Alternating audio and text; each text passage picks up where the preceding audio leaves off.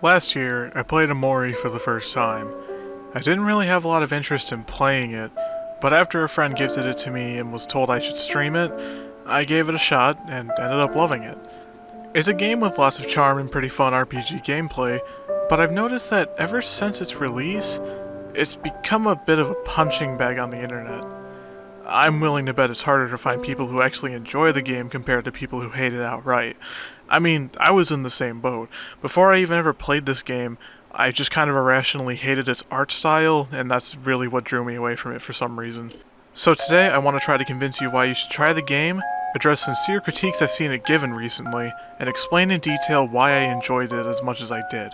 I will be separating this video into different chapters, the first being a spoiler-free recommendation, the next one being a bit spoiler-heavy, addressing all the criticisms, and the last one will be me talking about my personal love towards the game, which I will be spoiling some pretty major details.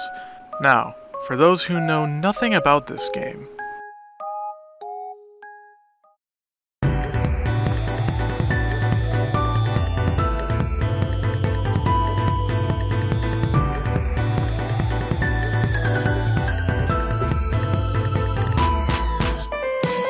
Omori is an indie-developed RPG about the main character Omori and his friends Kel, Aubrey, Hiro, Basil, and his sister Mari. You meet them in Headspace, a world where you and your friends play around and fight any creatures that try to screw with you. At one point, Basil mysteriously disappears, and you have to travel around various areas of Headspace to look for him. The gameplay is quite unique, using an emotion system that sort of works like rock, paper, scissors, and it's pretty fun once you understand it. But be warned, even when you learn the system, the battles are no cakewalk. You have to use your turns right and plan ahead. It's crucial to make sure you know what you're getting yourself into. The soundtrack is phenomenal. Personally, I'd even say it rivals Toby Fox soundtracks, but that's just my opinion. It's all super catchy to me. With the unique gameplay, the lovely soundtrack, and the charming characters, Omori is without a doubt a game that I think everyone should try just to see if it's for you. And if not, that's perfectly fine. RPGs like this aren't always for everyone. Even still, I have a friend who really isn't into RPGs, almost at all, but he played the game, adding it to one of his favorites of all time. If you're patient enough, it's totally worth it. And trust me, this is coming from an impatient person. If you enjoy the game's atmosphere, it really doesn't take a lot.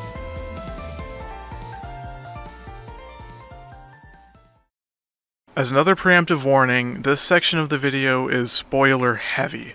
If you want to give the game a try or watch someone play it, please do that first, because in this chapter I will be addressing criticisms I've seen towards the game. There was a recent interaction bait tweet reading, "Say something bad about Omori, but without mentioning the OmoCat tweets." Just gonna get this out of the way, those tweets cannot be defended. They're bad. Real bad. But personally, I think it should not reflect genuine criticism of the game. Plus, she expresses clear regret of her past posts anyway. With that being said, out of the 1,000 plus quote tweets this had, half of them were people giving feedback, and the other half saying the game sucked and that they hadn't played it, or OmoCat bad. Another subgroup of the people who were giving actual reasons as to why they disliked the game weren't really giving super valuable or constructive criticism. Someone said Basil and Sunny have a gay-ass fetishy plotline. That sounds like insecurities. I've compiled some of the most common complaints and criticism in the quote tweets, and I want to understand them and give some counterpoints. One of the biggest complaints I see is that the game is too long and boring. To be honest, this is sort of subjective. There's nothing I can really truly counter with. If you don't like the game, you don't like the game. However, I consider myself a pretty damn impatient person when it comes to video games, especially RPGs. But this one grabbed me fairly quickly after the first sequence when you wake up and experience that door jump scare. And that's literally an hour into the game, after you were just in this super colorful area where all the music was happy and cheery. However, along with the boring complaints, I saw a lot of people mention that certain parts felt like padding, and I'm assuming that's where the too long stuff comes from. Don't get me wrong, this game is not perfect, by any means. There are parts of it that I'm not even a fan of myself, but I remained invested throughout the whole thing just for my love for the story, wanting to know what's going to happen next. Now, I'm sure there's a lot of people who are in the same boat as me, saying that I love the game but there are some long or padded parts. But a few of the tweets I saw really gave off the impression that people thought the padding was so bad that they didn't think the rest of the game made up for it all. That's where I completely disagree. but I feel like that's just a personal opinion. If you didn't like the game during the first 10 hours, yeah, you're not gonna like the whole thing. Overall, I think saying the game didn't need to be long is a bit much, but I can understand disliking some parts of the game. The next point I was seeing consistently was poor and sloppy writing, particularly towards real-world Basil and other characters. Some have said that they don't get enough development or delving into their background, but really the game shows you more than you think. While Basil isn't physically on screen for quite a bit of the game, certain aspects of his character can easily be read into. He has some heavy codependency with Sunny, and is scared of losing his friends. Hell, he blatantly says that. I even saw someone say that it doesn't make sense how his plan came to be after Mari's death, and while yes, it's not entirely normal for a 12-year-old to come up with a plan like that so quickly, I think it just shows that Basil isn't really a mentally sound kid. This might just be a lazy excuse, but I think that Basil's overwhelming feeling of wanting to keep his best friend safe was what caused it. He was willing to do anything to make sure Sunny didn't get in huge trouble or for anyone to blame him for her death so their group could stay together. Only for it not to work out anyway. I don't know, that's really how I interpreted it. Didn't think it went much deeper than that. Some people said Aubrey didn't have enough development, but I don't think I can agree with this either. Just upon meeting Aubrey, you can see how she handled Mari's death and how she's coping with it. Anger. Particularly at others around her, even her own friends that she grew up with. It's even pretty easy to understand that despite her actions, she does still care about her friends. If she didn't, she wouldn't have joined them again later in the story, thus completing her character arc. Everyone gets their subtle explanations as to how they dealt with Mari's passing. It's not hard to infer at all. In fact, certain aspects are literally told right to you if you do some optional stuff, and if you don't care enough to go for that stuff, there's plenty of answers online. Something to also keep in mind, we're following Sunny during this game. All of his thoughts, certain memories of his being refreshed. We are playing as him and no one else. I don't think it should be necessary for the game to give a paragraph-long spiel on what everyone was doing during the time Sunny was cooped up inside. It's all presented pretty clearly to the player. Show, don't tell. The next critique I saw people bring up is both Headspace and Faraway sections missing some content, and I'm gonna be honest, this never felt like a super valid complaint to me. While I would have loved more content for both worlds, I think there really is a fine amount. A casual playthrough can take around 20 to 30 plus hours, whereas 100% completion can take up to around 70 hours. There's plenty of short and longer side quests to go through on both sides, lots of new things to discover. It's more than possible to experience brand new things on a different playthrough. Nothing's stopping the player from replaying. I actually found it a bit funny how I saw complaints about how long the game was, but also seeing people say the game didn't have enough to do. There's definitely lots to do, you just have to look for it, and trust me, it's not very hard. If you want more headspace, there's another route with some extra content, and an entirely optional extra area to explore in both routes. If you want more Faraway Town past all the side quests, yeah, there's not much to do, but I feel like it gives you enough if you go for everything. Hell, even if you don't go for everything, I can't really say the game is missing anything. So to close this section off, I want to reiterate that everyone is entitled to their own opinions. If anything I said hasn't changed anyone's mind, that's perfectly fine. But I still think it's a good idea to keep an open-minded perspective when criticizing something, and you should be able to understand why people could enjoy the game for the same reasons you dislike it. It's hard for me to pinpoint what I specifically love about this game. I love the music a lot, the gameplay I find pretty fun, and the characters got me invested to see what would happen next. I think there is a major reason why the game holds such a deep place in my heart, but before I mention that, I want to go off about some certain parts of the game I loved and some that I didn't. If you're still watching this far and you do want to try out the game despite some of the spoilers I've mentioned, I would once again heavily recommend playing it first, as I talk about some things you will not want to miss out on. I mentioned that I enjoyed the music a lot, and while it is because there's a lot of catchy tunes, it's also the variety in the music. It was composed by two people, Pedro Silva and Jamie Lynn, as well as Bowen's appearance on the soundtrack in the song My Time. The two main composers did a lot of tracks on their own, but also did some together. Despite this, all of the music felt like it was made all by one person due to how consistent they kept the style, and I find that very impressive. Especially when listening to some of the horror and ambient songs, it's insane that the same people who made this track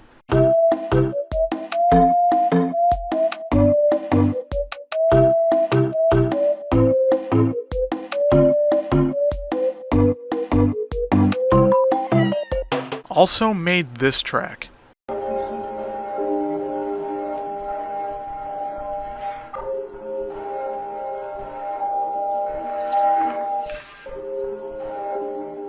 Nowadays, I find myself listening to the soundtrack of this game more than any other. If I'd have to name a couple songs that I really think stand out in this game, it would definitely be It Means Everything and the duet song at the end. In their moments when they play in the game, they're super fucking powerful. But even when listening to them outside of the game, it still feels just as powerful. They're just incredibly well-made songs, and they perfectly fit the vibe they're both going for. The same goes for a lot of the songs in this soundtrack, but those two in particular are really ones that stood out to me. I mentioned the gameplay being unique with the emotion system, and I really do mean that. The system is probably one of the most unique I've ever played in an RPG, just because of all the stats different emotions provide, as well as what advantages they give you against other ones. I'm gonna be real, this game is not easy. If you can't get the emotions in check, you're gonna have a much harder time winning some battles. While I did find it frustrating during certain parts, it doesn't take away from the fact this is truly something special. Another aspect of the game that drew me in were the characters. Each character has their quirks, something that sets them apart from each other, and they all go together very well. Even the side characters are super fun, having unique dialogue that I find fun to get invested in, especially in Faraway with some of the side quests. Getting to know each character and both their personalities and importance in the story was a major factor in why I grew to love this game so much. And if you know me, you know my favorites. Something else that caught my attention while playing was something that may not surprise you if you know me at least. Like I said before, the first door jump scare grabbed me, but the other horror segments kept me. I love me some good horror, and while Omori isn't anything that'll make me piss my goddamn trousers, the atmosphere during these spooky segments is really what I love about it. Black Space as a whole is probably one of my favorite parts of any RPG I've played. Definitely heavily inspired by Yume Nikki, its disturbing and surreal imagery and audio is enough to send shivers down the player's spine. Hell, I've never even done any of the extra Black Space content you can get through the Hikikomori route, which I've planned on streaming for a while now, and I'm super excited to get to it. And by the way, while I'm here, I wanted to quickly mention someone called Black Space a ripoff of Yume Nikki, which just feels like such a negative outlook to have. We can stop pretending that only one thing is allowed to do something and everything else that tries it is ripping it off. It's inspired. That's like calling every indie RPG a ripoff of Earthbound, but I'm sure people say that too. Anyway, despite all this, there is one thing about this game that holds my love for it stronger than any other aspect. Relatability. This is probably going to sound a bit lame, but there's a reason I picked my favorite characters. Yes, I love their designs and traits, but I think this game did something to me that another game hasn't done in a while, and that's truly making me feel. I don't cry at games. A game has never given me so much emotion that I've shed tears. However, I think the closest a game will ever get to doing that is Omori's topics giving me a bit of a reality check. We've all dealt with serious shit in our lives. The shit that I've personally dealt with, while it's not the exact events of the game, it's not too far off either. When looking at Basil, I can connect some of my real-world emotions to his own. He doesn't want to lose his friends, always reassuring that he's here for them when they need him. He has some selflessness, so much so that once anything bad happens, anxiety piles up higher and higher, fearing that the worst will happen to everyone else, trying to keep his best to keep the positivity up, to make sure everyone is too. He wants the best for his loved ones, but he also doesn't really know that he should be focusing on himself. And as more unfortunate things keep happening, it's harder and harder, so much so that it gets too overwhelming. Kel, another one of my favorite characters, deals with upsets by remaining happy, looking for the good things in life rather than focusing on all the bad ones. I can understand that sentiment. I usually try to keep my head up by distracting myself with what truly makes me happy, things I can look forward to. Whether or not I succeed in distracting myself is a real challenge. I hate dealing with these problems. Anxiety and sadness are some of the worst feelings in the world, and I desperately wish I could erase them entirely. But Omori reminded me that when things are bad, and it keeps on getting worse, it's not impossible to deal with. All of the hardships I've gone through in the past with my friends were solved, whether it be by something in their own lives or my own hand jumping in to help. Even when the phrase "everything will be okay" starts to feel more and more empty during hard times, it really can be true. You just have to make an effort, because sometimes trying is all you can really ask from yourself. But anyway, that's what really made me latch onto the game so hard. With all that in mind, there are parts of the game I'm not a fan of. It kinda goes without saying, because everyone who plays the game complains about it, but yeah, the Humphrey part really isn't that fun. Some of it's alright, but it really does just kinda drag on. And this might just be a personal preference, but I really didn't enjoy the Slime Girl scientists. Maybe it's just because I'm a gay man, but their designs are not very appealing to me. The green one's okay though. Even with those parts not being completely enjoyable to me, if there's something I can praise once again, the songs in this area are the best part to come out of it. There's some funny dialogue occasionally, but that's about it. I will also say real quick that after replaying the game recently, Sweetheart's Castle isn't amazing either. It's definitely more tolerable than Humphrey to me, but it's also not a perfect area.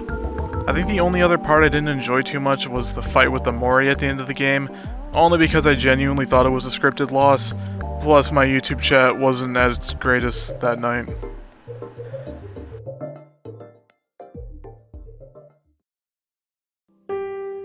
If you've watched this far into the video and you haven't played this game, I hope I somewhat convinced you to give this game a shot, whether it be actually playing it or just watching someone. If you have played the game, I hope you could agree with me on my reasons for recommending it, my counterpoints and criticisms, and my reasons for enjoying the game overall. Even if you didn't, that's alright, opinions are opinions. You can't persuade everyone, and I respect that. If you're interested in seeing my personal journey through this game, I have the VODs of my streams up on my channel in the playlist, and I plan on streaming the game again doing a different route.